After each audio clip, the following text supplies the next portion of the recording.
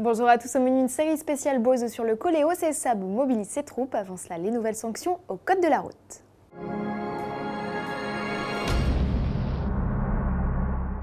Le gouvernement serre la vis en matière d'infractions routières. Pas de chance, les mesures annoncées par Claude Guéant touchent directement les automobilistes et leur portefeuille.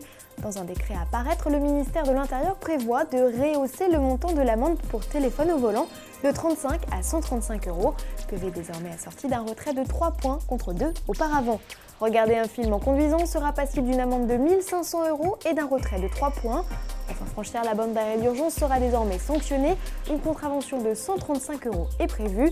Même punition si un automobiliste circule sur cette voie. L'une des autres mesures phares concerne les assistants d'aide à la conduite, ex-avertisseurs de radar. Un boîtier non conforme coûtera cher.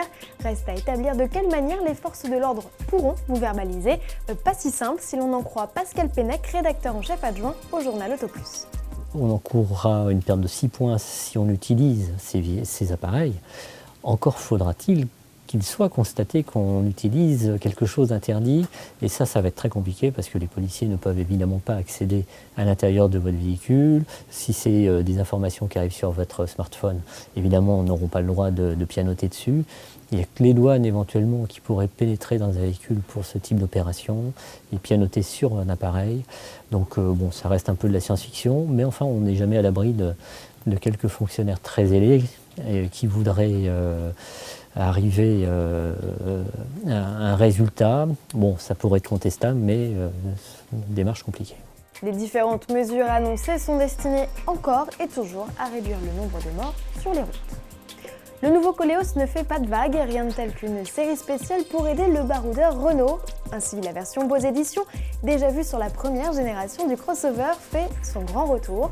Cette variante reprend la climatisation automatique, l'accès main libre et le GPS France, déjà disponible sur la version de base Carminat, tout en y ajoutant toutefois quelques subtilités.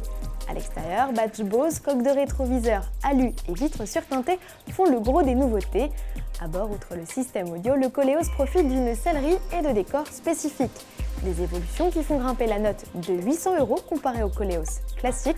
Ticket d'entrée 29 400 € avec le DCI 150 2 roues motrices. Ajoutez 1 500 € pour la version 4x4 et 1 500 € supplémentaires pour la boîte auto. Le sort de Saab vous attriste, vous souhaitez soutenir la marque et faire que l'aventure continue. Alors rejoignez le mouvement. À l'initiative de plusieurs sites de soutien, plus de 31 pays vont participer à un rassemblement mondial les 14 et 15 janvier prochains. À vos agendas, le rendez-vous du samedi est fixé en France à 11 h, place Joffre dans le 7e arrondissement de Paris. Celui du dimanche est prévu à 10 h à la concession Saab de Salon de Provence. Inscription aux adresses ci-dessous. Les sabistes, à travers leurs communiqués, sont formels. Il existe bien un curieux concours de circonstances qui fait que Saab peut survivre. On l'espère. À demain.